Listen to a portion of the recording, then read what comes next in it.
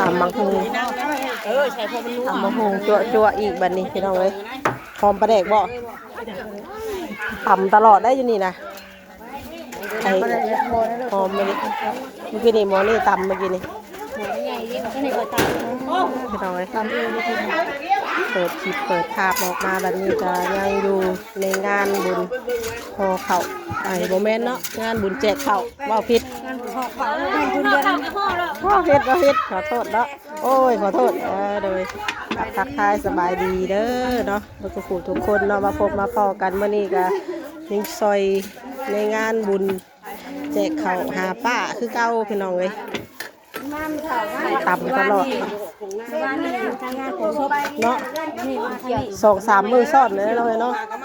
อันนี้ก็เพื่อชีวิตก็น่าจะเป็นมื้อผู้ใดพี่น้องมื้ออื่นก็เป็นมื้อแท้เนาะมื้อนี้ก็เป็นมื้อห่อข้าวต้มข้าวตาบมื้องั้นนั่นแหละมื้องั้นปลูกมะเร็งทำตลอดในครัวมาไผยังไม่ได้กินก็ตำคนมาเรื่อยๆพี่น้องหอมขนาดเลยประเด็กมักชมว่าเนี่ยตัวตำนี่คือสีโบเพ็ดอะไรหรอกเราเพ็ดบ่เบิ่งสีนี่คือสีโบเพ็ดอะไรหรอกกันน่ะกินบ่ได้เพ็ดนะ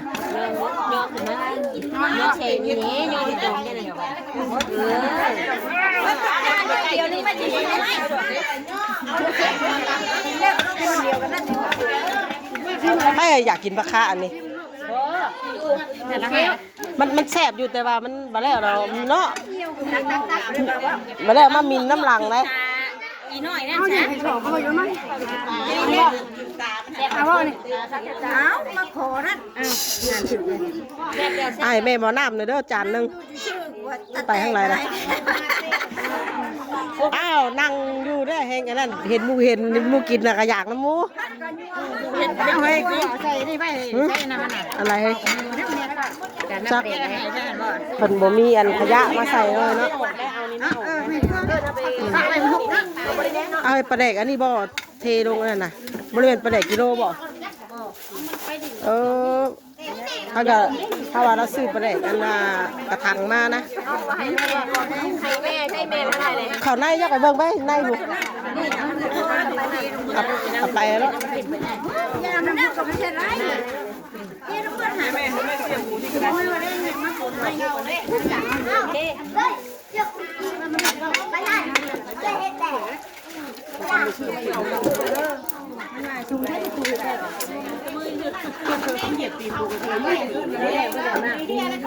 โดนงานนี่นะเหยียบตีนต้องเบ้าเฮ้ยบ่เลยบ่ครับมีแต่ปลาแดกนี่เบิดบ่กินคือต่วงแค่จ้ะเฮ้ย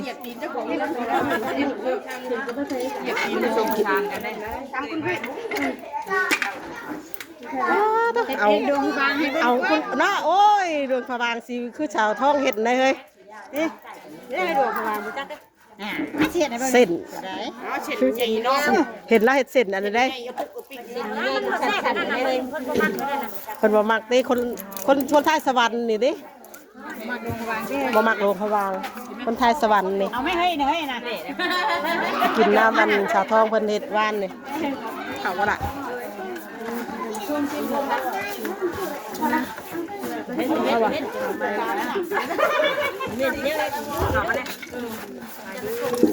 หยุดหากำลังเห็นกันบ่เดินนี่ก็อยากพูดว่าเอามาอีกแล้วกินแล้วแม่คือใส่ย่าง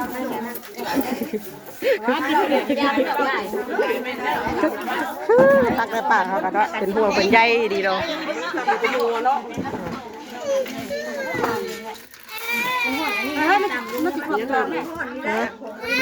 เอาละบาทเลยเฮ้ยพวกชาวต้องให้ได้ไล่จับกัน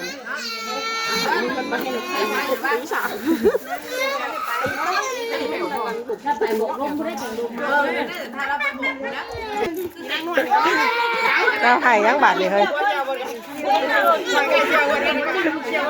ยันล่มใส่ไฟได้ตีเฮ้ยบ่ เชี่ยวตะมุกน้ำมูก เชี่ยวอยากกินเนาะจะอยากได้เท่า เซ่บิวตี้เลยแบ่งขนมเลยลูก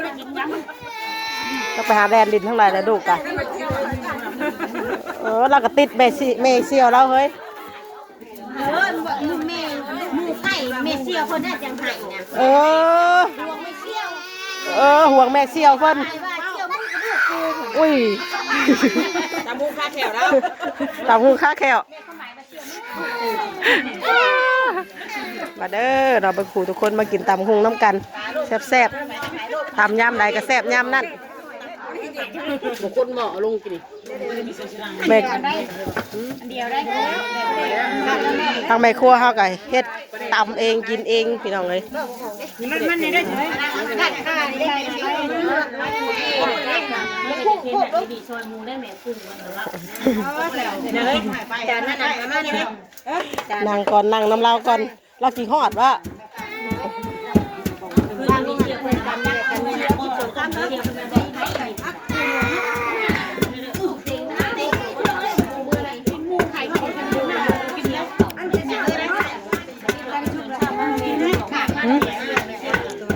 ไพ่เปิดกินเพราะมันอ่ะชุกน้ำมาชุกต่อเติมน้ำบ่มันอ่ะ มาห่วงเชี่ยวอยู่ได้บ่ไม่เขาเอาน้ำมากินแล้วจัดไป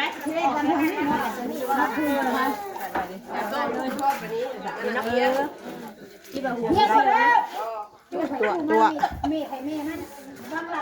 เบิดมาได้บ่ โอ้ตัว นี่จะอะไรเมื่ออะไรแม่ตัวเมื่อบัดนี้มือเนาะไอ้บอกว่าเป็นเมื่ออยู่แล้ว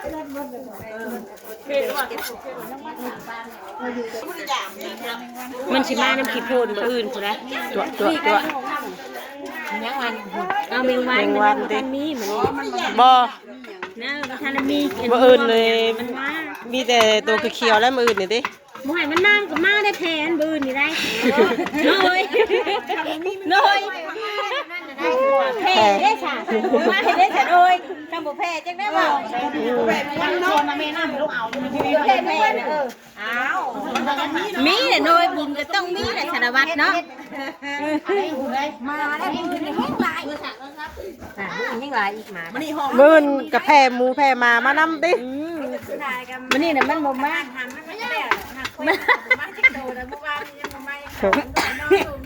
แม่ควงว่าเฮ้ยแม่ควงแม่ควงตัวอยู่ขนาดตัวอย่างนั้นมาค่อยมา หัดห้ำสิหรอกขั้นตอนมาแล้วมาอ้วนๆได้มานะคือหมูเนี่ยคือข้าวตอนหมู เอ้า เลย จะเข่งกล้วยเข่งนางมาได้ใช่นิดหน่อยใช่สิได้ว้าย ทางนั้นก็ต้มหมกข้าวต้ม บุรำเป็นไงได้อันถ้าตามเนี่ยจะช ตัวหมกข้าวต้มข้าวตาบพี่น้องเลยทางนี้กันชิมไข่กันสุกไว้เด้อ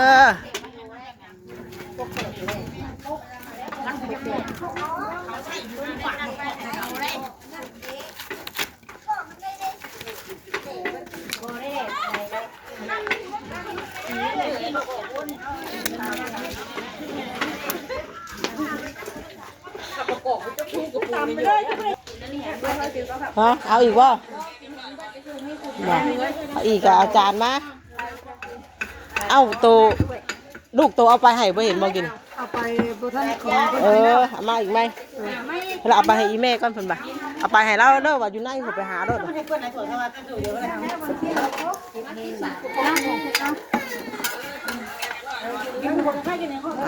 คือบ่เห็นเป็นงัวนั่นเลยเด้อ ปิ้งนัวต่ำบ่ ลืมบ่ ของแท้นะ เดี๋ยวเย็นมาลืมบ่คือ มื้ออื่นจังออกมาของแท้บ่ บืนจังมาตามมาแซ่บ มื้ออื่นจังออกมาของแท้เหรอของปลอมกินของปลอมไปก่อนมื้อนี้น่ะตลาดของปลอมก็ยังคกก็ยังบ่แห้งแน่แต่กินของปลอมก็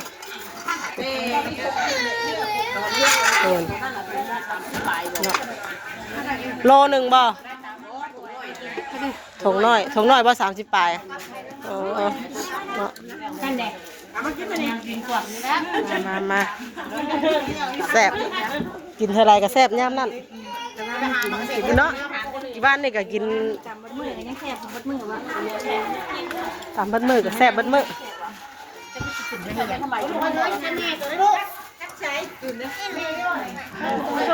่อะไรให้อะไร นี่คนมีแม่ดูไปเลยมานี่แล้วนางร้องเลยนางร้องเลยนะอยู่ปล่อยไปเลยเนาะ เอาเราได้ลูกจะคนอ่ะสองคนนี่บ่ลูกสาวนางอันที่สองผู้หญิงบ่คุณชายคนนี้ชายบ่คือเห็นมัดผมจิกเก๋มัดผมจิกอ้าวเรามาชองมาเราเลยบอกแม่มาไป ลงแม่ลงลูกเราเลยไปหาแม่บัดนี้ฮะเราเฮ้ยใครอยู่เราบ่ได้ให้น่ะเราหาซองหน้าผู้นั้นซองหน้าผู้นี้อยู่ มาเป่าเนาะ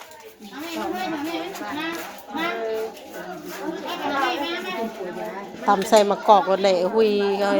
สีสันรถ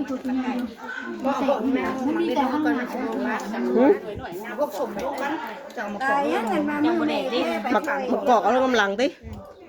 แข็งนาวแข็งนาวใส่จังว่าคือเกลือใช่ดิคนดงขี้กันเอาแต่กินบ่ได้มะกอกลงกำลังมันบ่ได้ของเฮานั่นคนในรายการเลยน่ะกับลูกหน้าบ้านเฮาเลยการเป็นทอดหอยทอดมี นี่ก็คนห่อกับห่อไว้ตลอด ขยะ ไผมาแล้วก็ตำกินขยะทำโยทำไว้ยำไว้ห่อไว้ ไว้ชื่อได้ไว้ซื้อได้จังว่าแบบนี้เลยไผมาก็ตำกินขยะ มั่วแต่ใครจะชื่ออาหารหน้าแต่มันบ่ได้ขายคือไงมันอย่างไรพบนี่ดอกบัวมันเอาชอยมันเห็นอาหารหน้า มาทางนี้กับพี่น้องเลยทางผู้เฒ่าผู้เป็นแม่พี่น้องว่าเป็นเห็ดหางทุ่งพี่น้องเลยของผมเป็นตกแต่งเห็ดหางทุ่งไว้ลงไปไปถวายทั้งบัตรคุณเนี่ยน้องพี่น้องมือคือพี่น้องหลังจากตักบาตรเรียบร้อยแล้วนะพี่น้องจะได้เอาทุ่งลงไปห้อยอยู่วัดน้องพี่น้องมือจะเป็นมือพระเกียมเนี่ยพี่น้องไว้มีอย่างที่ขาดเดือยังก็จะได้หาใส่หากันเต้นเดินหาใส่อย่างมันโบพ่อโบยังกะมันนี้เป็นมือตบมือแป้งน้องมันนี้กับแม่น้องวีกามาซอยในงานคือเก่าพี่น้องเลยกับมืออื่นก็เป็นมือเท่กับมือฮือก็เป็นมือตักบาตรพี่น้องคลิปนี้กับแม่น้องวีกะพาทุกคนมาเบิ่งในงานบุญแจกข้าวเนาะพี่น้องเนาะ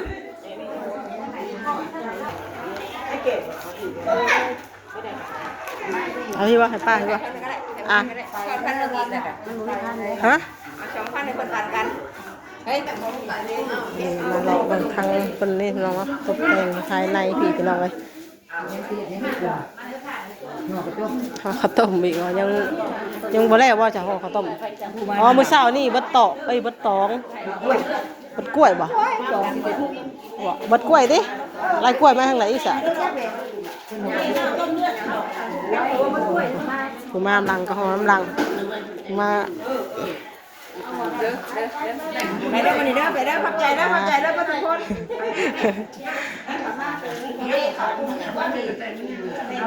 อะไรออกมาจะงานอะไร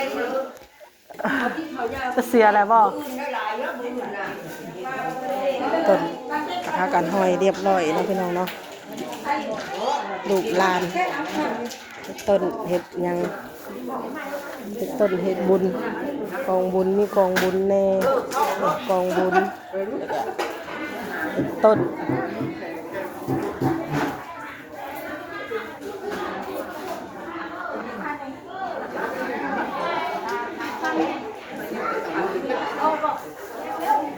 เรานะคะออกไปหาเบิ่งทางเนาะพุ่นแหละลองอะไรทางเนาะทางครัวพุ่นแหละ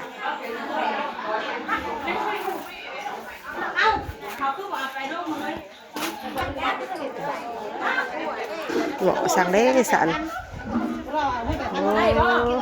เหมาะต้มหน่อไม้พี่น้องเลยใบแกงยำมื้อเว้นยำเที่ยงอาจจะแกงหน่อไม้ยำเที่ยง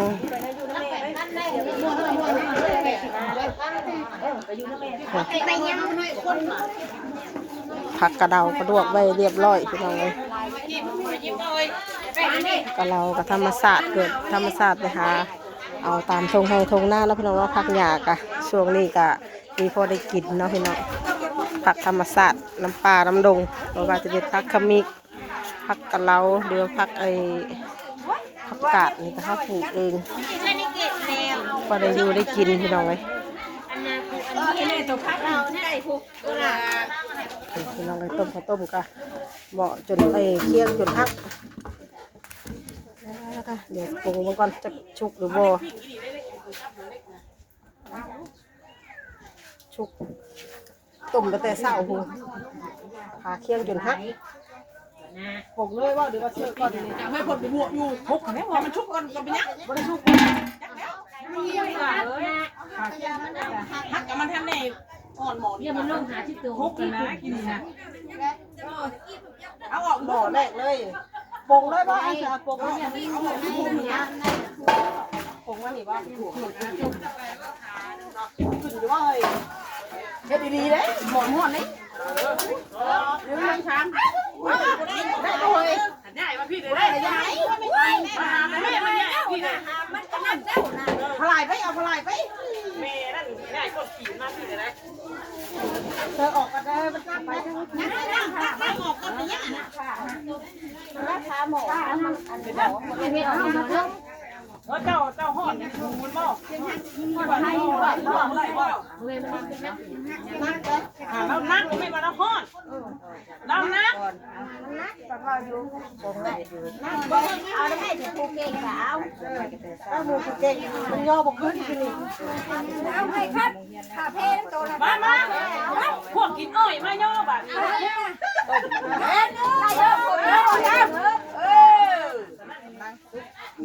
แรกกินเนาะแล้วก็มาต้มข้าวต้มย่อบอกขึ้นมันนั่งชูมันชันใช่เลยมันชันไม่ขามันเอ็นดินแบบขามันเอ็นมันเอ็นขาเอ็นถือความห่อนเลยเอ็นใช้กระเบื้องกระเบี้ยงแตกนะหามาหัวเล็กอ่อนเนี่ยเฮ้ยเล็กตัวนี้กระเบื้องมาห้องนี่หาอยู่ว่าย้อนกระเบื้องเพื่อนไอ้บ่เทวเลยใช้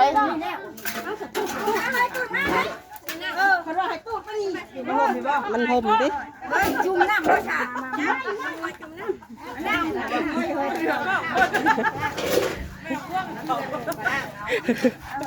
กันนี่บ่อยนี่บ่ได้บ่นี่เอาบ่ดีมาอย่ามาพ่อบ่หุ่นเด็ดมาอีกน้ำกระดาษขึ้นมาอีกยายตั้งน้ำมาใส่เลยนะคะที่ห้องนั่นเอาใส่ตั้งน้ำมาใส่เชือกใช้น้ำนะคะเชือกให้ชื่อไม่จำโบบูเขามันทำเลยวันนี้เนี่ยตำยูทูบไปแล้วเนาะเฮ้ยเนี่ยข้างที่เคียงอันนี้บ้างมึงอย่าที่ข้างไทยด้วยข้างที่เคียงเคียงอันนี้คือลูกเก่าเลยสมองเนี่ยมันเป็นกองดินชายมันเป็นกองเนี่ยได้มันร้อนเอาที่ใส่มาได้ได้ยี่ดอกเอาได้อยู่จุกระบ้าเฮ้ยคือมีน้ำแท้จ้ะเฮ้ยเก็บขี้ดินได้ใส่ขี้ดินแน่นะน้ำล่างก่อนตั้งน้ำมาใส่หันแล้วก็ฮักเชอมันจังร้อนนะตั้งใส่บ่อน้ำมันก็ซ้ำอ่ะน้ำเชอใช้น้ำไม่เป็นเชอใช้นี่ต้องล่างอ่ะก่อน